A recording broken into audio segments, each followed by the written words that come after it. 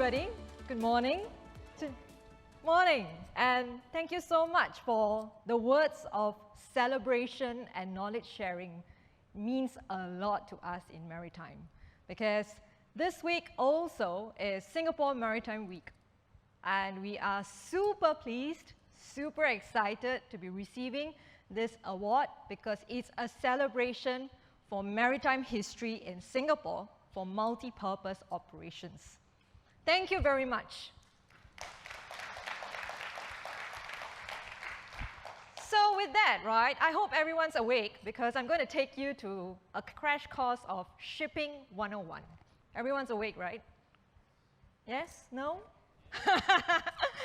Okay, everyone. Before I begin, do you know where Jurong Port is in Singapore? Oh, Jurong. That's the obvious. Anyone knows the actual address? No? All right, whether you remember anything from this presentation or not, I just need you to remember this address is 37 Jurong Port Road. Okay? All right, please keep that in your mind. So, what are we going to be talking about today? We're not going to be talking about just technology and boring everybody with what works and what doesn't work. We're talking about how our world operates and how we are using ArcGIS to bring you into our world of operations. All right, so just stay tuned and hang in there with me. But first things first, let me begin with a little bit of history on shipping.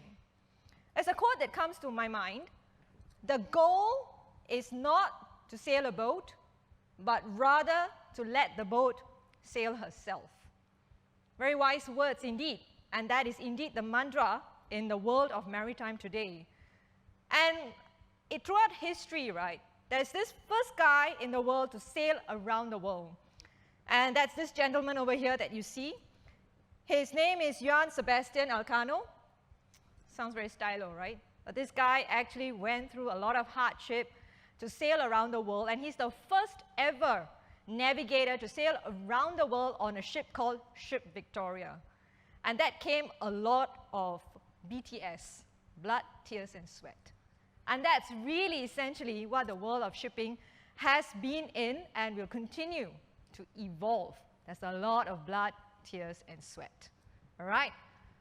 With that, right, let me talk to you a bit about traditional shipping. I'm sure you see a lot of containers. That is modern shipping. This is what traditional shipping really looks like. And this is back in the 1800s. And mind you, nothing much has changed, you know. The ships are still like that. It's just bigger, okay? This is how lifting operations used to take place. Literally, hundreds of people just alongside, taking sacks and sacks of cargo and using whatever they could get to just lift on and off a ship. A ship is known as a vessel as well, okay? And yeah, we did the same for livestock. Poor elephant, right? But yeah, that's how it's done. So we have since evolved from that in terms of equipment handling and cargo handling. But still, in the world of break bulk and multi-purpose terminal operations, it is still very laborious. Now, this is how a typical ship looks like when it comes into Jurong Port. This is the day in the life of our Jurong Port staff. All right? It's a Pandora's box, as you can see. Maximum, you'll have maybe 5 Pandora boxes on that ship. And when you open it, voila! That's where you see steel cargo stacked in different angles, different types of cargo, not just limited to steel. One day you get steel pipes, another day you get steel coils, another day you get cement, so on and so forth. And when I say multi-purpose, it's truly a plethora and variety of cargo that we get. Yes, we do get the pigs as well. So our bakwa, thank you very much, comes through Jurong Port as well. So we do get livestock too. And a typical vessel that comes into our port is called a bulk cargo carrier. Okay? And in that, the craneage system, that means the cranes that are used to lift the cargo are basically on the ship. Yes, it's not in the terminal. All right? So we depend on ship's equipment as well. And on an average, it picks about 20 to 30 tons of cargo. When you open up, our cargo holds are huge. And that's where we have our port workers go into these cargo holds to help to basically lash the equipment onto that particular piece of cargo itself to take it off. So again, this manual piece of work continues till today. So as I said, 37 Jurong Port Road, right? That's where we are at. We are handling about close to 14 million tons of cargo. We handle cement, we handle steel, which we call bulk cargo. We also operate in a few other areas. Ship supply coordination is done through our Penjuru lighter terminal. We do have our tank terminals as well, and our offshore marine center. And now this is the various types of equipment that we are handling. You need to hold on there, right, because I'm explaining quite a number of manual tasks here. And this is the kind of complexity that we are dealing with. And this complexity is why we need technology. And importantly, we are consolidating our assets. And when we consolidate our assets, another area that is very, very key to us is our people. So what we are trying to do here is we want to enhance the jobs of our people who work in the port. And that's how we leverage the use of technology, and that's where ArcGIS really comes in play. Because we want to professionalize. These jobs need to be professionalized. So a little bit about our people. They come from various nationalities. They speak various languages, not necessarily just English. There's quite a number of languages they speak. And different levels of literacy as well. We operate in an environment with low, intermittent, and spots of high connectivity. All right, so this is the kind of environment we are operating on. We do communicate a lot. So on WhatsApp, SMS, calls, walkie-talkie, radio, you name it, we still do communicate in that means. And this is exactly why we need a nexus. When we say a nexus, it is a connecting point from our assets to our people, our process, and our systems. So let me introduce the concept of JP glass. JP glass stands for Jurong Port. So basically it's Jurong Port glass, right? It's through the lens of Jurong Port itself. There are 4 key areas that pretty much brings together what we call an amalgamation of data. First, the ships that come to our shores. So what's at our berth? How much cargo is it taking? And what is the progress of that? Are we on track? Are we off track? Second, the people and the equipment that are required to work on that ship. That is called resource management. Do we have enough? Do we need more? Maybe we might want to put in less and put it somewhere else. Third, what comes through our gates? And documentation. Before a ship comes, we need to know what is that ship carrying? When is that truck going to arrive? How is that going to come in? All this information is required as well so that we can plan. Last but not least would be, where do you store the cargo? In the yard and in the warehouse spaces. So how should we operate in that? How full is it? How empty is it? Is there a way to optimize it? So these are the various questions that go through in our mind and went through as well as we were building this entire ArcGIS product that we call JP Glass. And last but not least, how can we extend that to our clients on various platforms? So this began a journey of building the layers. I think we heard about 2D layers, and that's exactly what we started off with. But how do you break that down to something that's more functional within port operations itself? So we broke it down into a group about 7 layers, beginning from our yard, our base maps, and our cargo spaces, indoor and outdoor spaces. And we looked at how else can we bring data together.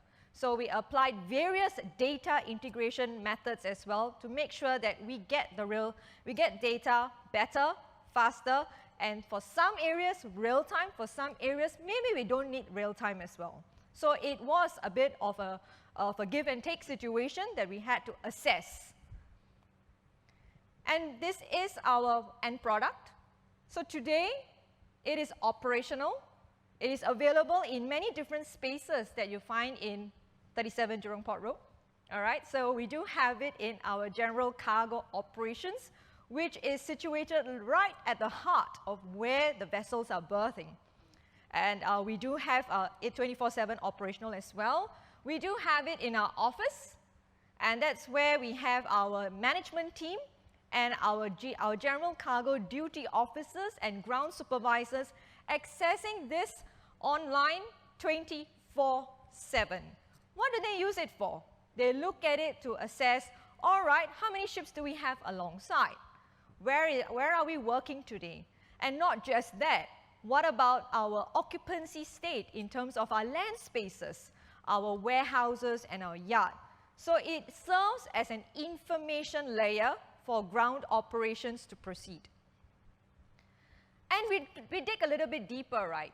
Because one is to have a nice, pretty looking map that shows what exactly is going on in the port. The next thing is, how do you make sense of the data that you can use for decisions? That's when we built a vessel operations layer as well. So on that particular page, we're able to see in real time, when did the ship arrive? When is it due to depart? And along the cycle, did something happen? How many stoppages happen? There's a lot of things that goes on in the port actually, and there's a lot of external factors that do impact port operations. Did we have bad weather? So just to keep things simple amongst our port users, anything green is good, anything red need to look at, very simple traffic light levels of identification. And we are also looking at cargo operations. How good is that cargo hold operating on? Do we have enough people on board that ship working within that layer of operations itself? And we do feed in CCTV as well as video and camera images or real time on what's going on at the waterfront itself.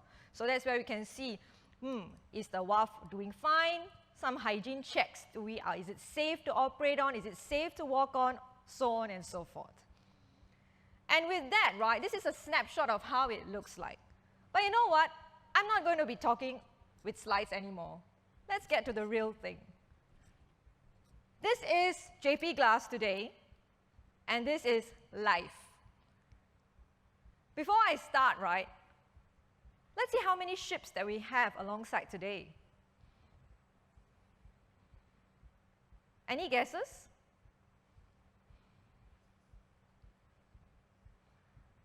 I hear 16. I hear 16? Yeah, correct. Yeah, we do have 16 vessels alongside today. The little ship icons that you see is actually what we call our symbology for our ships. We have clustered. If you have more than 2 to 3 or 4, we've clustered it so that the map doesn't look very cluttered. So in case you haven't made a trip down 37 Jurong Port Road today, or in the future, or in the past, this is how 37 Jurong Port looks like on an aggregate level, okay? So this is Jurong Port itself. We have demarcated our free trade areas and our non-free trade zones. And you can see that these are all the spaces that we have around here where our ships are calling. We call them berth. And then we actually have cargo stacked in anything called Y is the yard space itself. And anything called W is our warehouse. And we have segregated according to tenanted spaces as well as transit spaces.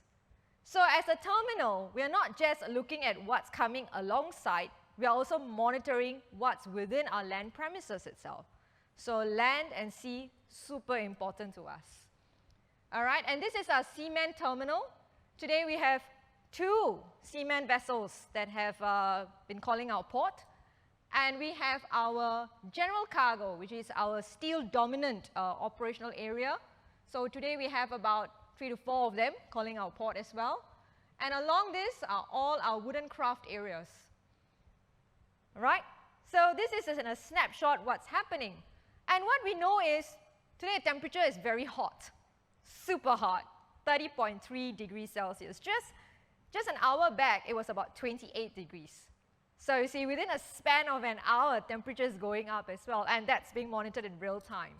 We do monitor our KPIs too. You can see our productivity targets are there, which is tons per hour. And in general, what's our occupancy rates as well? So yes, let's dig deeper into the map itself. So we have a ship called Kokopo Chief.